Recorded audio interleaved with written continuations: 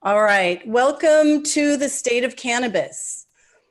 I've curated some of the top thinkers in the cannabis space discussing the most current and relevant topics.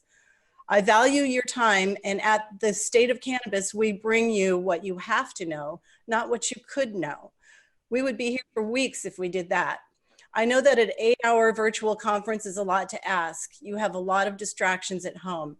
I promise you, you're going to get a lot out of the panels today. We'll have 15-minute commercial breaks between the panels.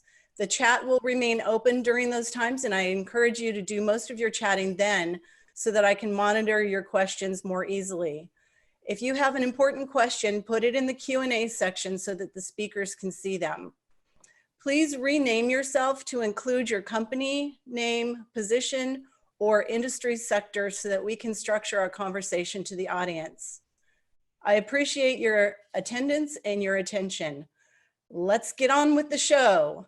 I'd like to turn it over to Adam Smith for the Cannabis Stimulus Project. Good morning. How are you? Hope everybody is doing well, and thanks so much for joining us early this morning. Forgive my headset. I'm trying to hear everything amidst the chaos. So I am actually the director of the Alliance for Sensible Markets, but stimulus is a key part of what we're trying to do, and so Susan's not wrong. First, I want to thank Susan for hosting these events, for having us, for having this panel. What State of Cannabis is doing is so important during this time, and I know everyone really appreciates it. I won't spend too much time saying thank you to folks. We have a big panel and super interesting perspectives, and I want to get to everyone. I want to tell you just a little bit about what we've been working on at the Alliance for Sensible Markets. We are about to launch on Tuesday, I think we have an official date, a campaign to get us to interstate commerce by 2021, early next year. To get permission to do that, and then hopefully to start commerce before the end of 2021, which we think will radically transform the cannabis industry.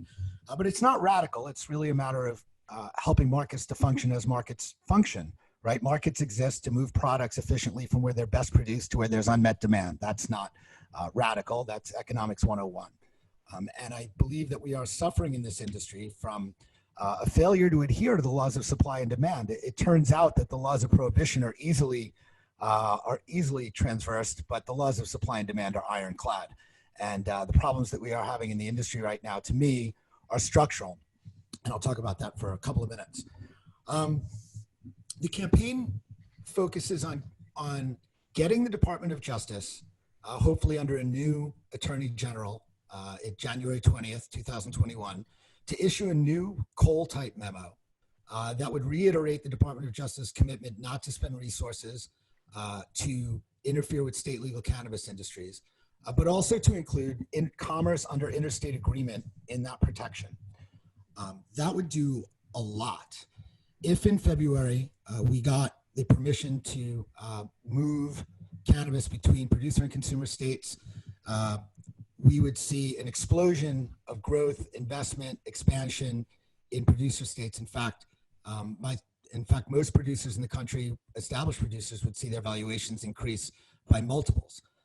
In consumer states, particularly about to legalize consumer states like New York, New Jersey, Connecticut, we would see an instant formation of thousands of businesses, investment, and hiring, as those states prepare to get their industries up and running in 6 to 18 months rather than 3 to 5 years.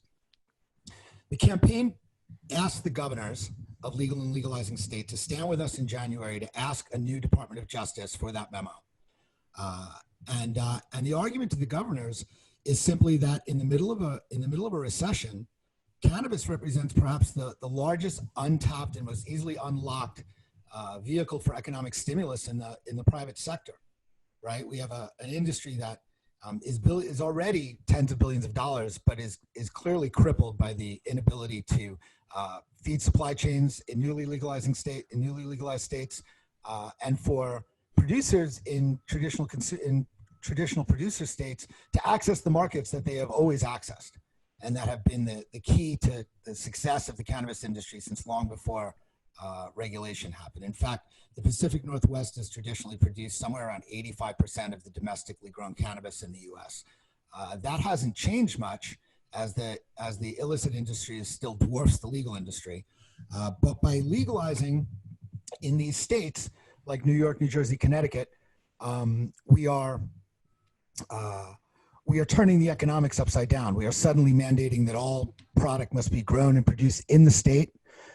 This inevitably puts power into the hands of a few large companies that can afford tens of millions of dollars for giant facilities, and puts everyone else in the industry in thrall to those producers, right? If every ounce of biomass needs to be produced indoors under lights and temperature control, there's only a few companies that are going to be able to do that at that scale.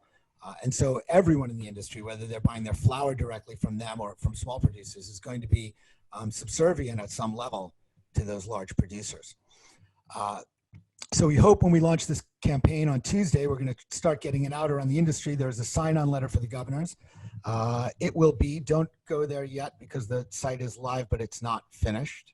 And I didn't take it down before this. We'll be at sensiblemarkets.org, and there's a letter that will go out on Tuesday that will explain the campaign and link to the sign-on letter. And we hope that everyone in the industry who is committed to getting this going and not waiting 3 to 5 years in consumer states and not waiting for federal legalization will support this and ask the governors to help us fix the economics of cannabis as quickly as possible. I'm going to add one more thing on the political side before we get to our amazing panel. That is, we are facing an election where it's becoming more and more apparent that there's an excellent chance that Joe Biden will be our next president. Joe Biden is better than Donald Trump. And I think that everyone he brings in will be better than Donald Trump on cannabis and so many other issues. And I don't even want to imagine what happens if Trump wins re-election. But Joe Biden is no friend of legalization historically. He has not, even during the campaign with so much support behind legalization, come out in support of legalization. But what he has said over and over is that he is ready to support states in doing what they think is right and charting their own course in cannabis.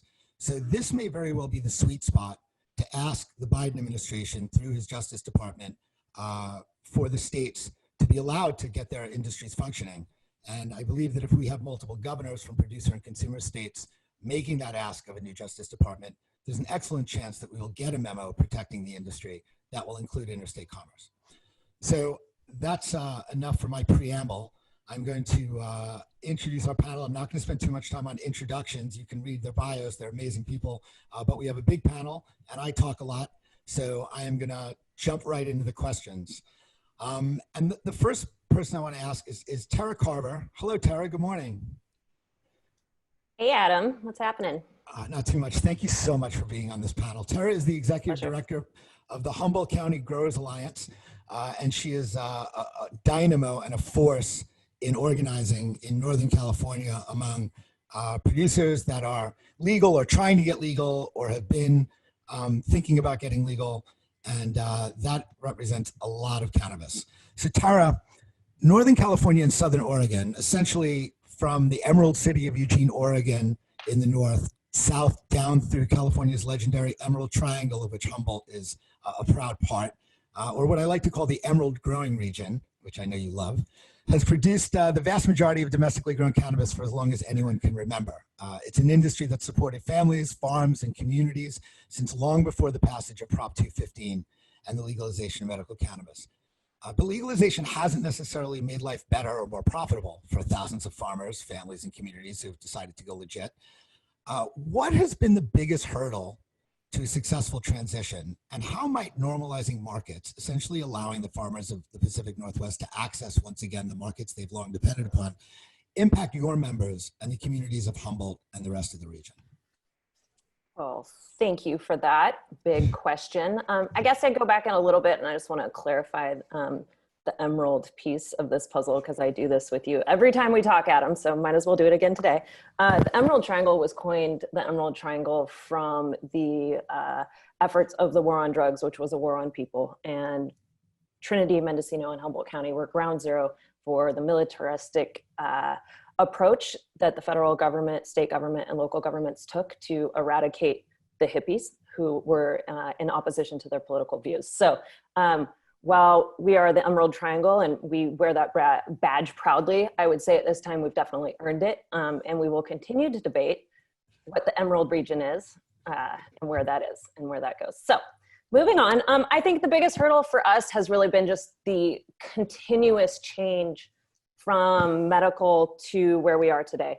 The amount of policy that has been thrown at this industry, and not just, you know, the Emerald Triangle in California, and other states have seen it too, but the volatility of the change of the regulations to introduction of, you know, up to 50 bills at a time during a year, and the need and demand to be able to pivot very, very quickly has been, I think, one of the biggest challenges. But I also would say at this point, we are starting to see it as being one of our biggest advantages, because as small businesses, we haven't taken on capital. Nobody wanted to give us money. It wasn't really a choice. I'll put that out there.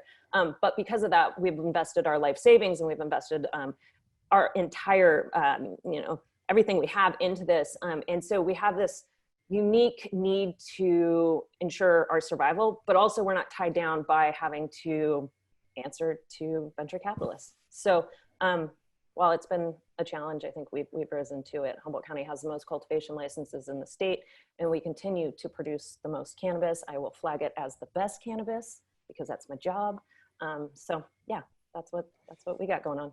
And what would opening markets mean for that, for your members? You know, I think it really depends on what that looks like. If it all comes down to the nitty gritty and the details, right? And in theory, yes, this is great. Let's open the floodgates. But when we look at sustainable economic development, we really need to look at a triple bottom line. And so if we're looking at just how much money can this industry make by opening the floodgates, that doesn't actually really serve my community well. We need to look at it through an environmental lens. We need to look at it through a social justice lens, a racial justice lens, a community, small business versus large business. And so that answer will really kind of come out on what happens over the next few years. And yeah, we'll see. That's good. Yeah, I think the details are important. Everybody, we're going to touch a bit, hopefully more than a bit, on the social justice side of this and what it means. I look at the industry, and I look at the Humboldt farmers and the Southern Oregon farmers in Northern California as one side of the traditional supply chain and victims of the war on drugs, right? And then in consumer markets, you have victims of the war on drugs communities that look a lot different, that live a lot differently, that are in a different place, but that are on the other side of the supply chain, right? Retail, distribution, delivery, right? And the war on drugs has focused in Northern California on production. And so your members have, you know, hidden from federal helicopters and seen people have their homes and farms taken. And then on the other side, all of these kids, I grew up in New York City, and you know, we arrested 400,000 people over 20 years in New York City on cannabis charges. Almost none of them were for growing, right? It was all for possession, retail distribution. And so I am interested in highlighting how those two communities are the two communities that are most at risk of being pushed out of this industry at the moment of its legalization and have suffered and paid the biggest price to get us here. I wasn't going to go next to Shanita, but I am now since we jumped into this. Hi, Shanita. How are you? I'm great. How are you? I am good. Shanita Penny is the founder and CEO of Budding Solutions, which is a consulting firm helping small businesses get into the space. But she's also for 3 years the past president of the Minority Cannabis Business Association, and she has thought a lot about these issues. Shanita, the next several states to legalize are all traditional consumer states, right? States like New York, New Jersey, Connecticut, and others. As we mentioned, have had functioning of unregulated cannabis industries for decades. And while undoubtedly a few people have gotten very rich in those industries and far too many people have gone to jail or prison, those industries have fed tens of thousands of families over that time. And those industries are and have always been import industries. They're centered on retail distribution and delivery. And the cannabis has always come from out of state, mostly from out west, a lot of it from Tara's friends in Humboldt. But now, under proposed legalization plans, it suddenly seems difficult and maybe impossible to envision or plot out a path to equity, right? And I say that the issues are structural, that by suddenly making in-state production mandatory, we make everyone in the industry dependent on these few large producers who can build $40 million production facilities, and that's inevitably where the power will end up in states like New York and New Jersey. How might interstate commerce change those economics? And what would it mean for thousands of small and equity businesses to immediately have access to thousands of the nation's best suppliers and a stable supply chain right out of the gate?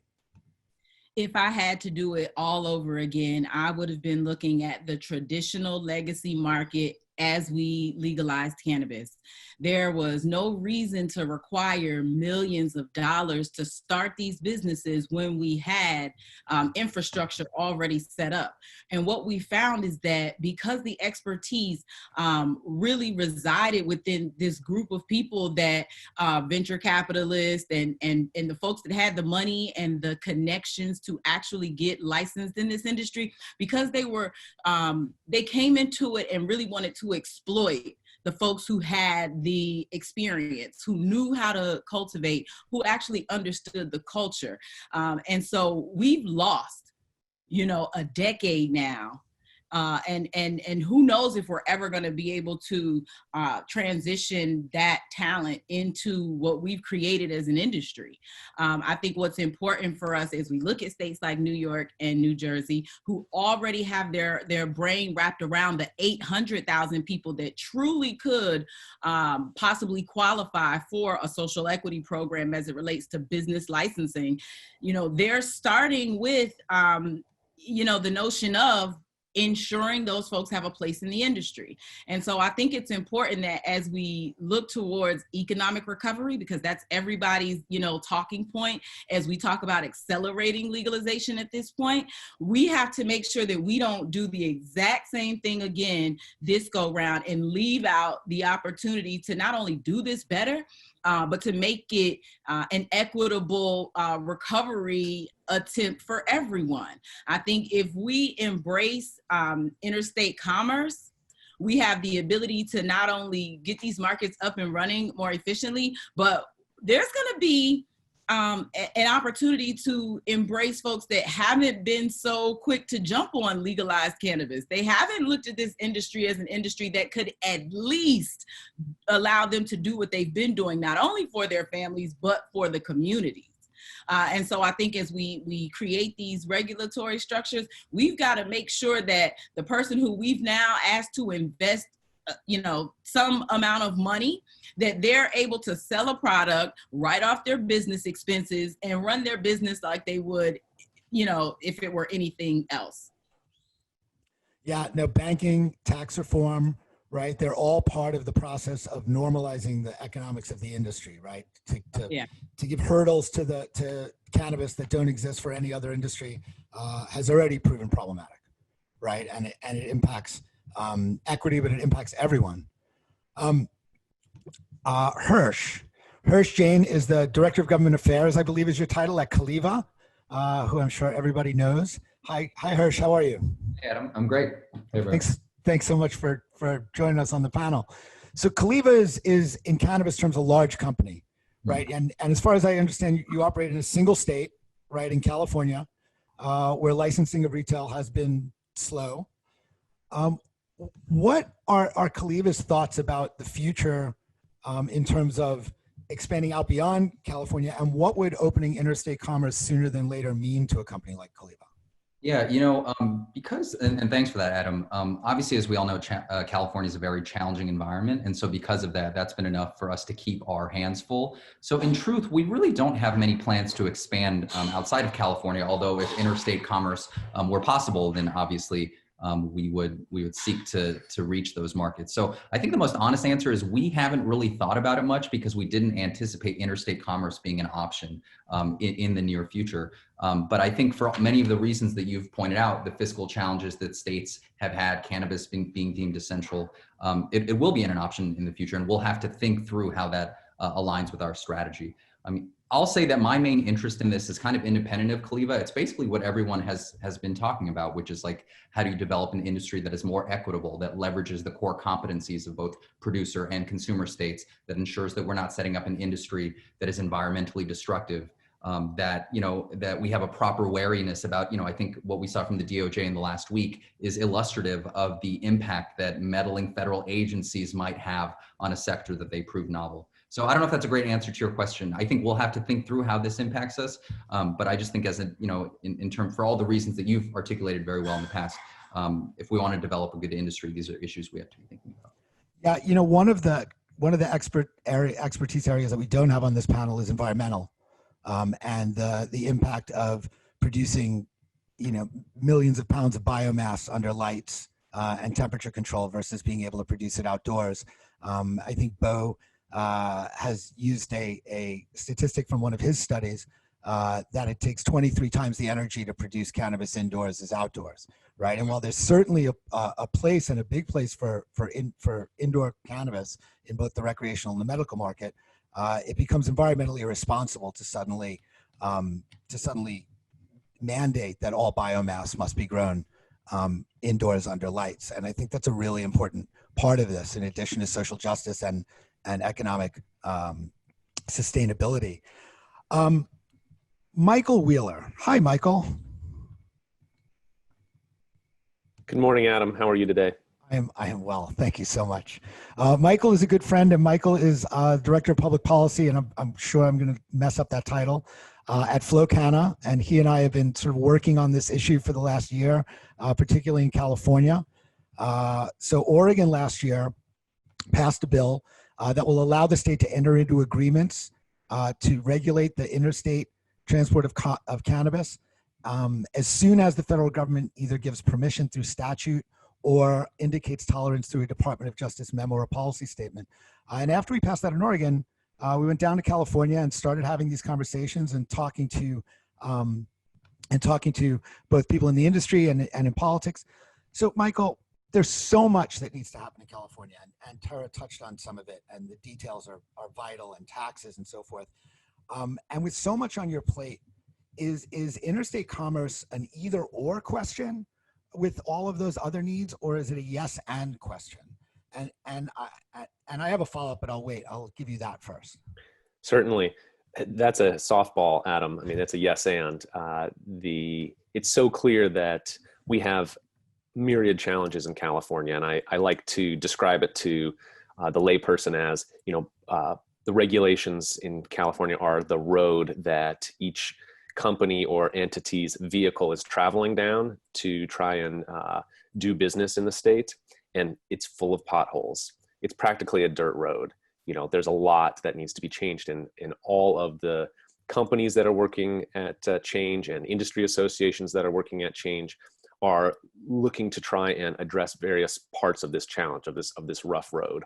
But if this rough road right now is the path between my place of business and another place of business where I want to transact, and so I have to travel down it.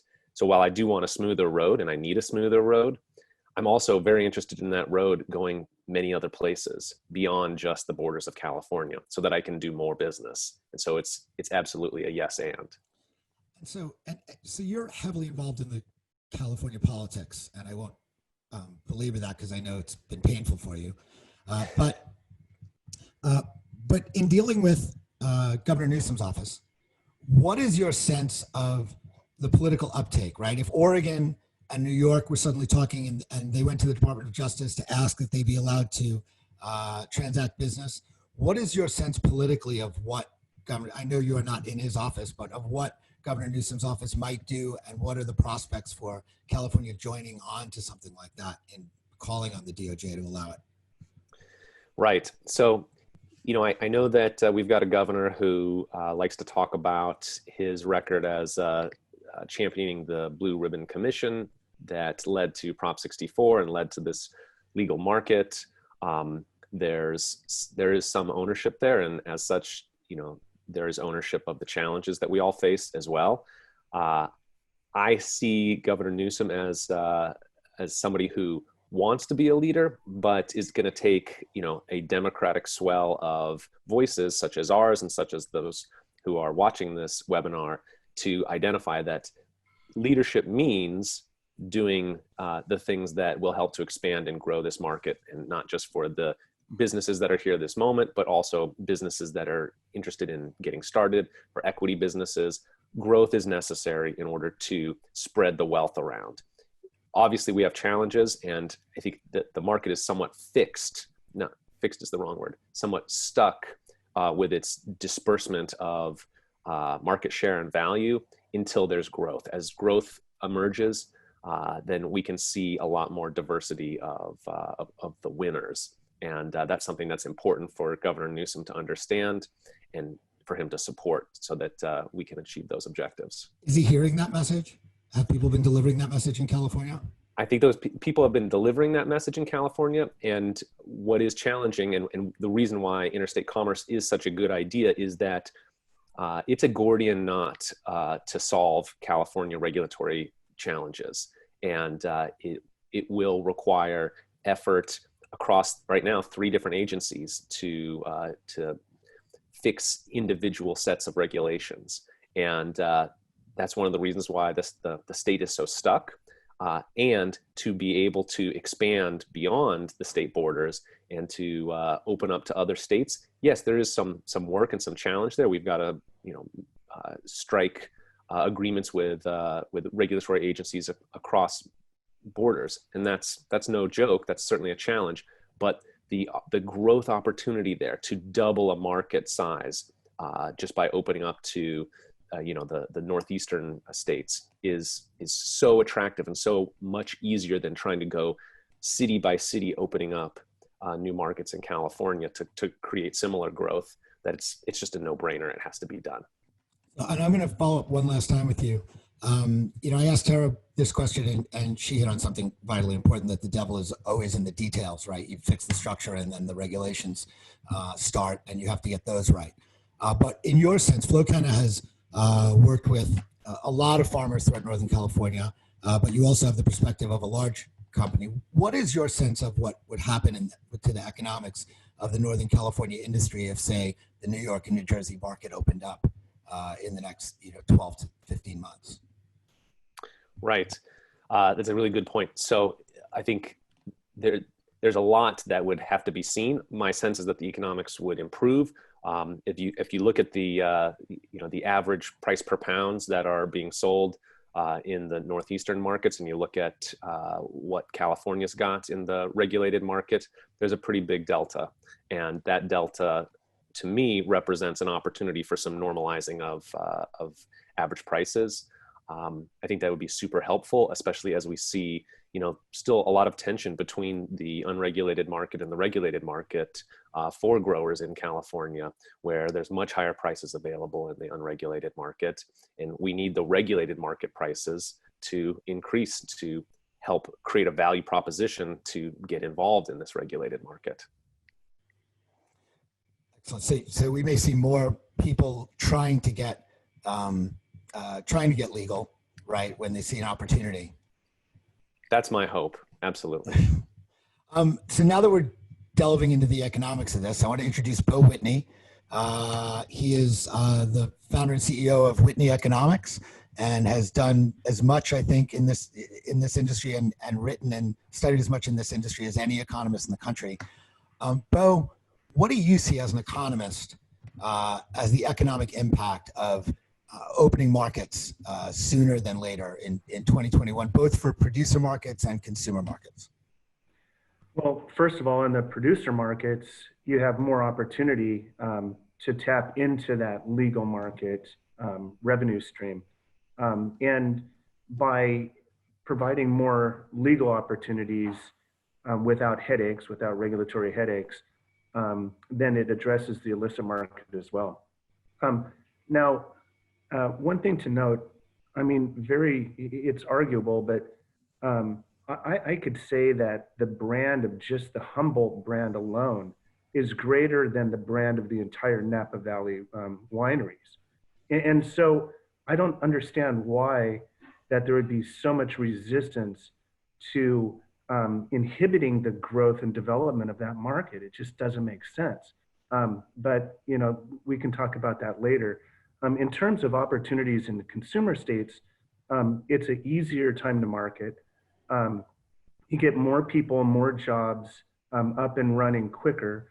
You don't have as complex a legal and regulatory structure because you don't have this siloed market.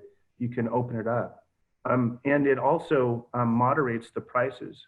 What it does in the producer states is it provides pricing stability. We saw price declines, rapid price declines in Oregon. But it provides a floor for those price declines and pricing stability, and at lower prices in the consumer states. Now, consumers are highly price sensitive so far in this market. The elasticity of demand, which is the pricing sensitivity of consumers, it's very, very high, which means if you have a high price relative to illicit market, the consumers won't engage in the legal market. So by having lower prices in the eastern part of the country or in the Midwest, you're actually going to have greater legal participation. So what does that mean? Well, you have increased taxes. Just on the output alone, in allowing the exports of the 12.5 million pounds that are exported out of California alone, there's a potential for an additional, even at 1% tax on those exports, $62.5 million for the state of California. That can be applied to a lot of programs, especially those that have been hardest hit by the war on drugs, right? You have increased jobs, you have increased payroll, you have increased ability to address the illicit activity. So there's a lot to unpack here in terms of the benefits. One other thing to note is that by setting up siloed systems in each individual state, then growers have to set up grow operations in each state, right? So you have to invest. Well, where does that investment money come from? It certainly doesn't come from your financial institutions because you don't have access to financial services or banking. So it comes from friends and family, from their 401k. So when the US does go legal, and I'm predicting that it will, it's just a matter of time, then all of those people that set up those expensive grow operations on the indoor side, they won't be able to compete with the influx of imports from California and Oregon and elsewhere. And so you're putting those people's personal wealth at risk. So not only are you addressing the upside abilities for greater opportunities for people to engage in the market, but you're also protecting them from that downside risk. So there's a lot of benefits to allowing just this simple process of interstate commerce. Oh my goodness, I have so much that I want to follow up with on that, but I'll keep it to two questions. You mentioned wealth at risk, right? If a state like New York started, legalized in 2021 and legalized under the understanding that it's going to be a siloed market, right? How much money is going to get invested into hard assets, into giant production facilities, and what happens when federal legalization happens, whether that's at the end of 2021 or 2 years later?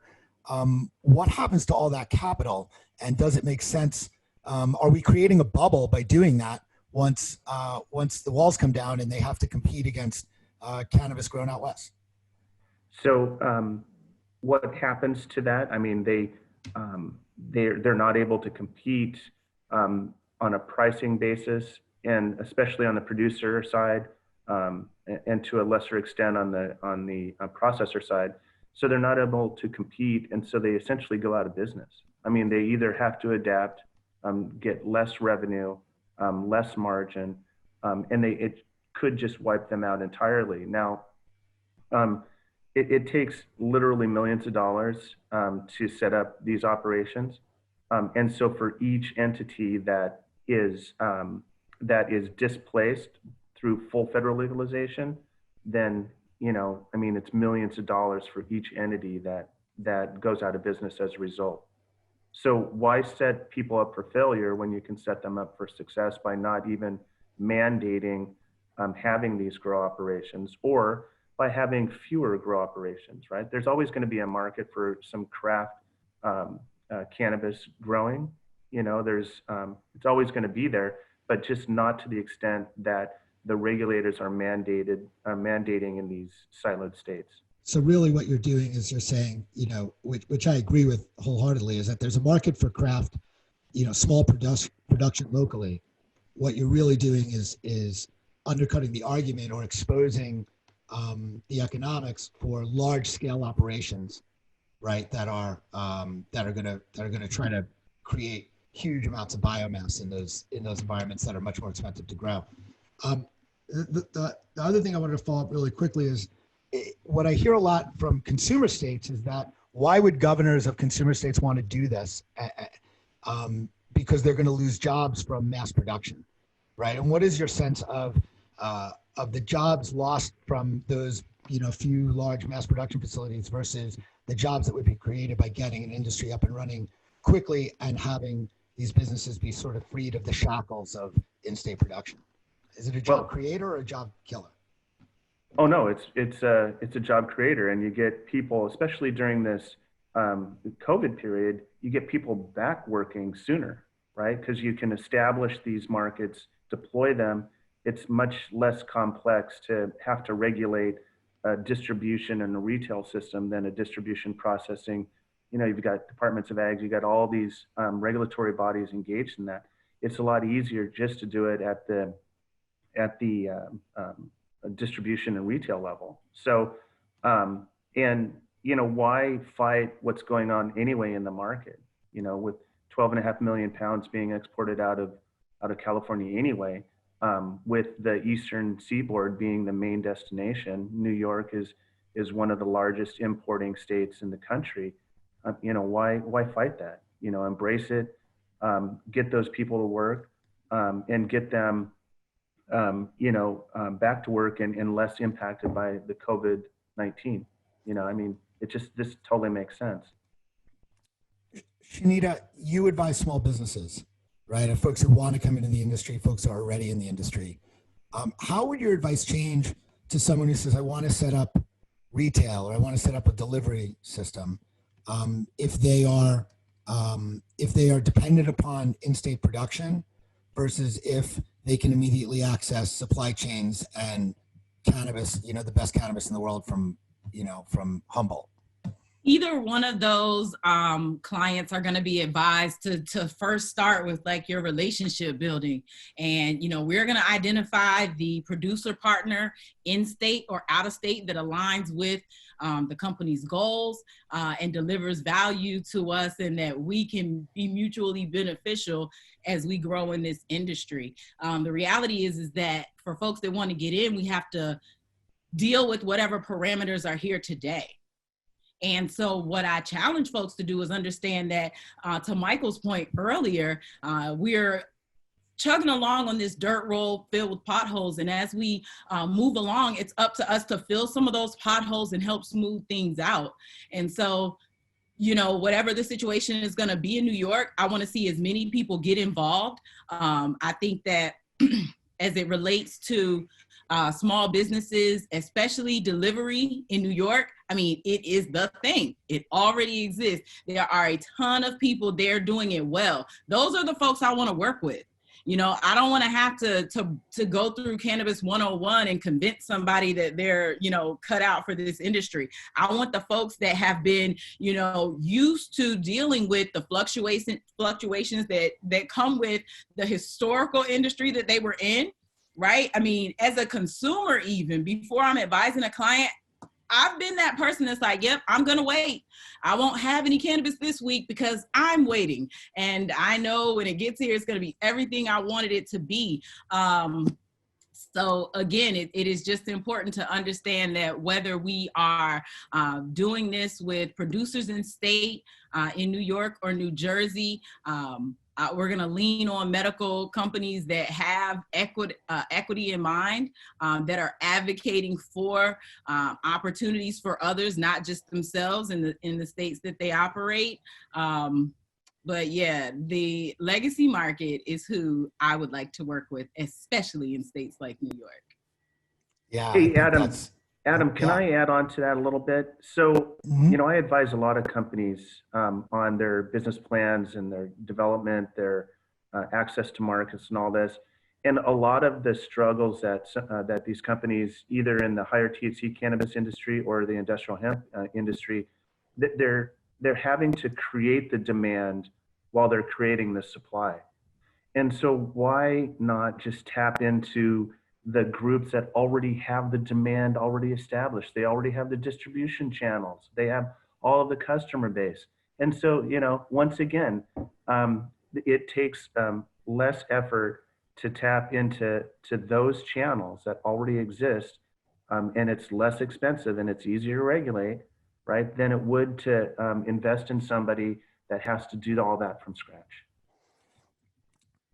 I'm going to just say out loud the word. Yeah, please. The term is market transformation. That's what we're talking about here. Market transformation from an existing unregulated marketplace to a new structured regulated marketplace, but with the same participants in the marketplace as much as possible. We're not trying to create something brand new. That is clearly there's a lot of ills that go along with that, a lot of privilege and wealth that creates an unlevel playing field. As much as possible, especially today, we have to be thinking about that transformation from what we have already. Yeah, and by the way, you guys should please feel free to jump in. Like, just, jump in. My questions are not as good as what you're thinking about as you listen to this. So, be part of a conversation. Don't wait for me. Tara, you have something to say, and I have a question for you anyway. So I'll start with letting you add on. Cool.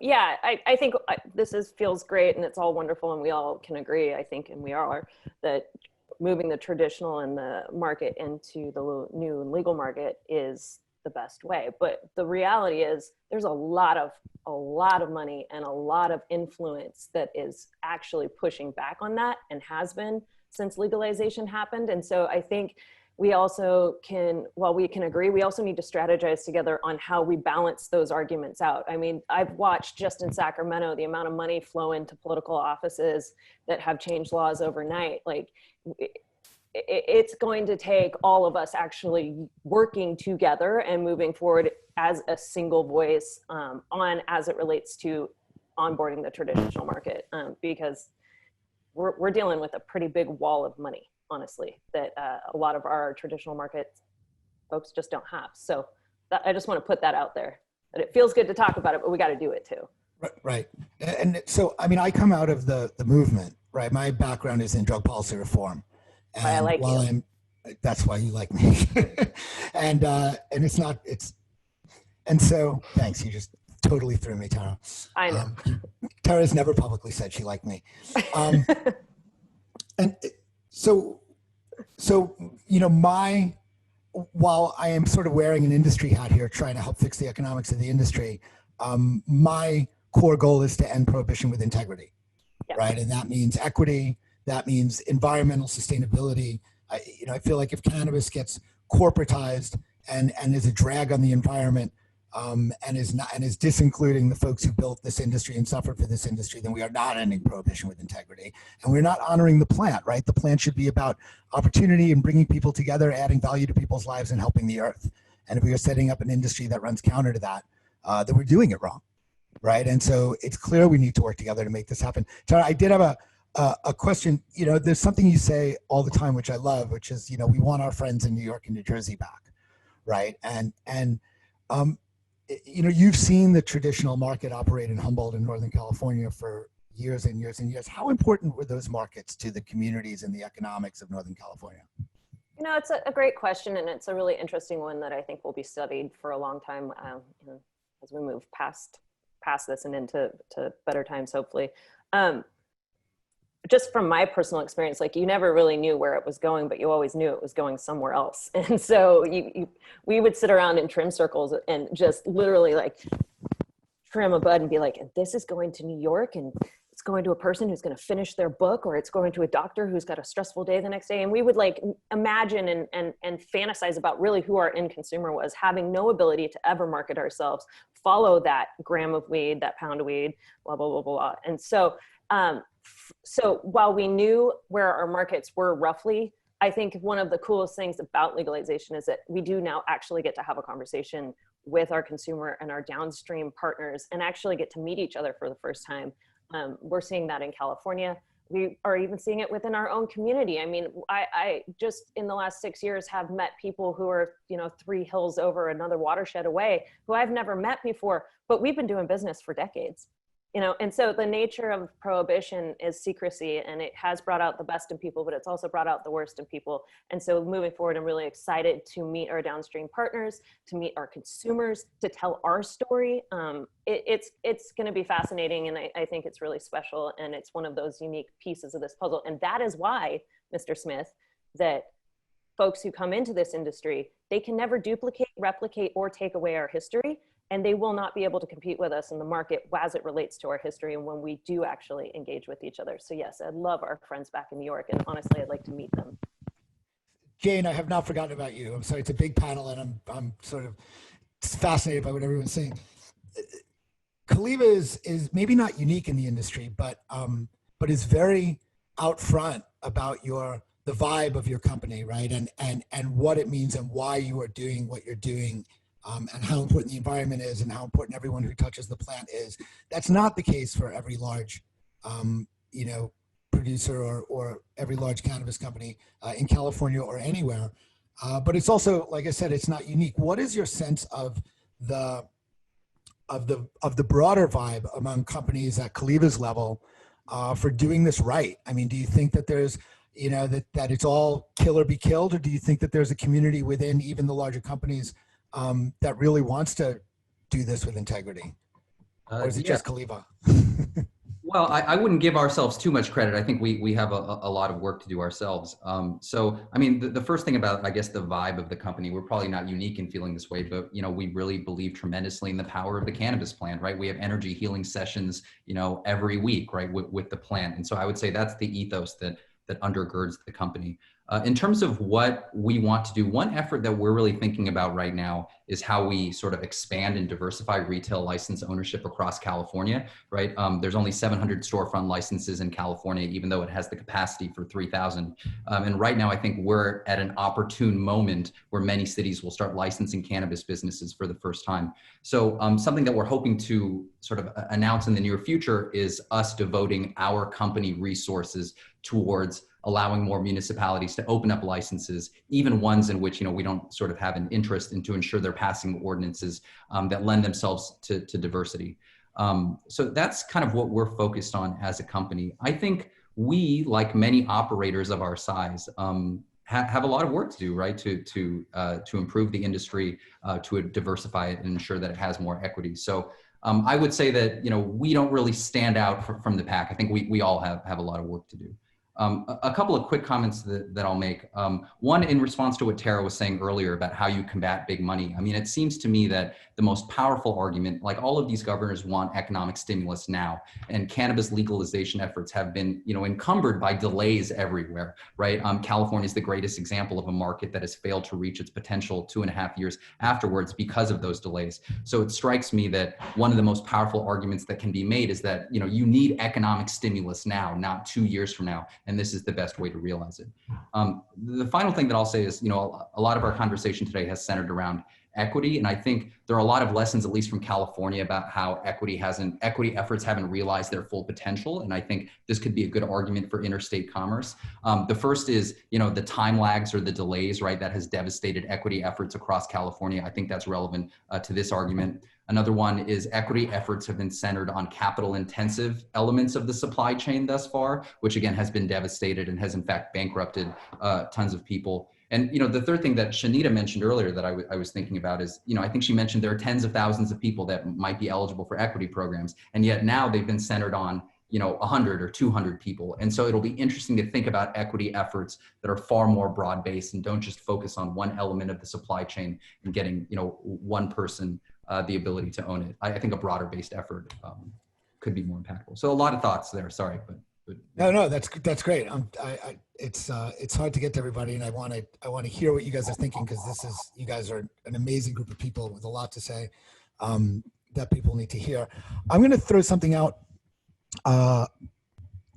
If you could imagine a state newly legalizing, right? I mean, I think you touched a little bit on, it's very difficult to band-aid equity onto an industry that you've already divided up, right? It's hard once you structure it and give out the licenses and everybody's made their investment, it's virtually impossible to then come in and say, okay, now we're going to carve out this piece out of what already exists for somebody else, right? And you immediately have a political fight. And so to me, the blue sky opportunities in states that are about to legalize, how do we do it better, right? And the next states that legalize, which will almost certainly be consumer states, are going to be the first to legalize after, this great awakening to social justice that we're experiencing. And so perhaps now is the time to think structurally rather than just the details of the regulations and try to, I feel like a lot of these regulatory discussions are trying to find ways around the broken economics of the industry versus really dealing with the broken economics of the industry to set up something that will allow, real markets. So what would you think about a newly legalizing state? Let's take New York, because I'm from New York, that said, okay, retail distribution and delivery licenses will be limited, right? You can only own 3 retail locations or 2 delivery services or 1 distributorship, to throw out numbers, right? That obviously makes it harder to get investment on one end because everything is a small business on that side of the chain. But the other side is that, it blunts the impact of big money, right? You can have $100 million and build 3 kick-ass stores, but you're only going to get 3 stores, right? And so what are your thoughts in the next legalizing states? And I know most of you are from producer states, about doing something like limiting the size of companies, specifically in retail distribution and delivery, where those markets really exist, as a way to open up the doorway to equity. And I'll start with Shanita, but I'd love anybody's comment on that. Well, in my wildest dreams, we would start the conversation in New York with community reinvestment and restoration from cannabis tax revenue. The next part of the conversation would be about economically empowering people through this business opportunity and limiting the ability to go after these licenses, limiting the number of licenses that you can be invested in and at what percentage are all appropriate. But I do also acknowledge the fact that this is still a huge experiment. We don't know what limiting the ability of these businesses and for people wanting to invest in these businesses is going to do. We're seeing the experiment play out in LA. The experiment is delayed in Illinois right now, and nothing's happening in New York as it relates to legalization unless the communities that have been impacted the most are reinvested in and prioritized. It's not just by throwing a license at them. Those are my pie in the sky thoughts. I want to see delivery and I want to see all opportunities available to social equity, small businesses, minority owned businesses, and the legacy businesses.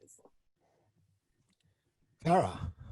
So just on the production side of things, with MMRSA and the medical framework, California did move in that direction to limit production to 1 acre, or if you had a retail license, you could have 4. And what we saw is that that was unacceptable by some folks, and that was part of the efforts of Prop 64 was to remove that cap. I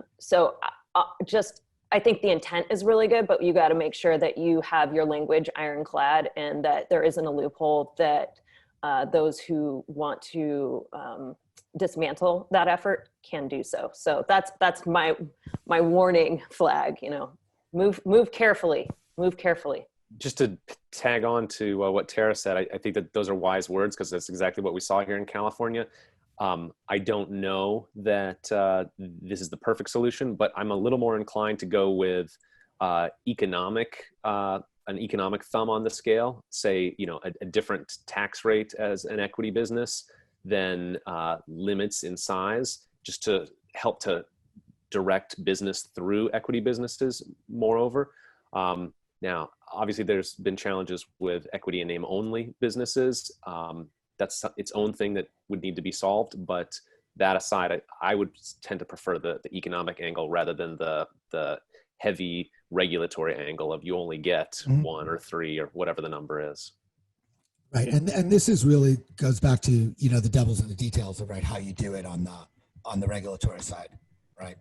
I'm just Adam. I'm just hoping that in these new states that the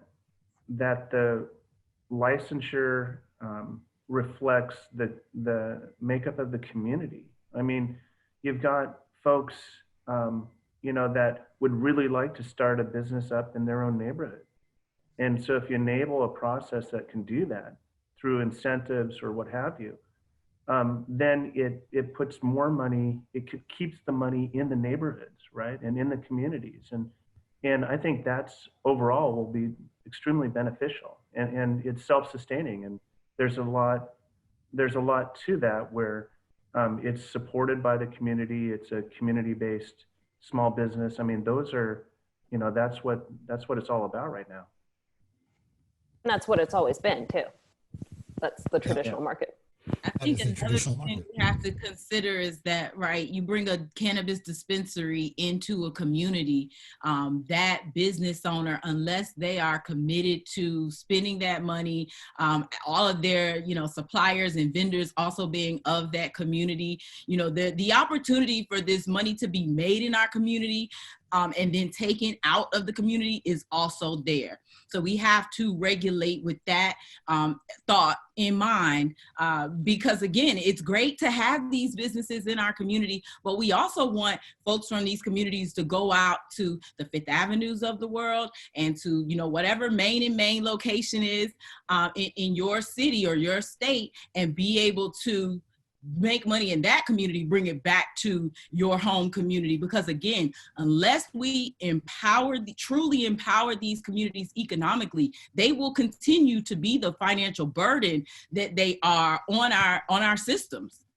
So until we're not only creating cannabis business opportunities, but other business opportunities and addressing the shortcomings and deficits in these communities, there will be no real economic recovery from cannabis legalization. The cannabis legalization will continue to put a damper on these communities, and these communities will continue to be exploited as they currently are by the operators today. So it's not just about allowing people to have businesses in their communities. It's about it's about making it easier and possible for people to have businesses in all communities, but making sure that those businesses are overwhelmingly, or at least more than representatively, owned by by folks who come from communities that have been victims of the drug war. Right. Yeah. All right. Looks like we're just about at 10 o'clock. I know I'm going to stick around after to answer questions. I hope some of the panelists will too, if there are questions from everyone. But I'm going to hand it back over to Susan. Oh wait, Tara. Can I make a shameless plug? Everybody should stay on for the next panel. Frenchie Cannoli is a force, and he is so exciting to listen to, and I'm super pumped on the next panel. So I'm just going to flag that. Excellent. Anybody else have a plug before we pull the plug? Or a closing thought? Susan, you're a badass too. Yeah, thank you, Susan. Thank you. And thank you all for being here and getting up so early to participate in this panel on what I hope is an interesting topic for everyone. Well, we still have 2 minutes, so if you want to answer any of the questions that are in the Q&A, there's 4 in there. Anybody? I'm looking at the chat. Not in the chat, in the Q&A. Go, Tara. Go, Tara. Okay, can you relate sustainability to this idea of interstate flow of cannabis? I think we nailed that a couple times in this. Ultimately, like from my perspective, the polar bears are drowning, the koala bears are burning up. We all have a responsibility to work to ensure the future of this planet, and that should be influenced through everybody's business, no matter what, and through interstate commerce. And biomass grown under high intensity lighting, nah. There's a specific question for Kaliva from Kenneth Walton. Do you want to tackle that, Jane? Sure. Yeah. Let me. Yeah. Yeah, I'll answer it, and then I'm happy to stay on and answer it in more detail if you want to stay on, Kenneth. So there's a few things we're doing. So the first is the sort of licensing effort that I mentioned before, right? So California has a less diverse cannabis industry than Oklahoma's, and that's in part because of the limited licensing framework that exists. So we're going to be throwing a bunch of resources to open up licensing across the state and ensure that ordinances that pass are equitable. When Bo was talking about licensing, the comment I had in my head is that getting licensing right requires that you do a bunch of things that are not sexy, right? Like increasing the number of licenses, lowering the licensing fees, ensuring you don't set up a land use process that prevents people from getting licenses. So that's one thing we're doing. Another thing we're doing is making a super conscious effort to get as many minority and women-owned brands onto our menus as possible, particularly folks that have had encounters with the war on drugs. And so that's something I'd love to talk to you about in more detail too. And we'll stick around to answer more questions. Susan, you need the screens back? You can answer a few more questions, but yeah, I'm gonna take the screen back and you can go into chat. Okay. And yeah. Excellent. Thank you Thank so you all. much, panelists. You guys are amazing. And do we have any call to action? Yeah, I would say, we're going to launch this campaign Tuesday to see if we can hurry up interstate commerce rather than waiting for federal legalization, which could happen in 21 or 23 or 25. I know that a lot of small businesses are not going to survive that long if we don't open some markets. So when you see the campaign launch next week, please consider joining on and signing a letter to the governors, the legal and legalizing state governors, asking them to stand with us to open up this market and normalize the economics of legal cannabis. And push it out to your networks. Yes, please push it out to your networks. Because together we have some pretty amazing networks, right? Thank you so much. All right, you guys, I will, let's see, how do we do this? I'm gonna demote you to attendee, and we're gonna go with a little commercial break, and keep chatting. This is where we network. Thank you so much.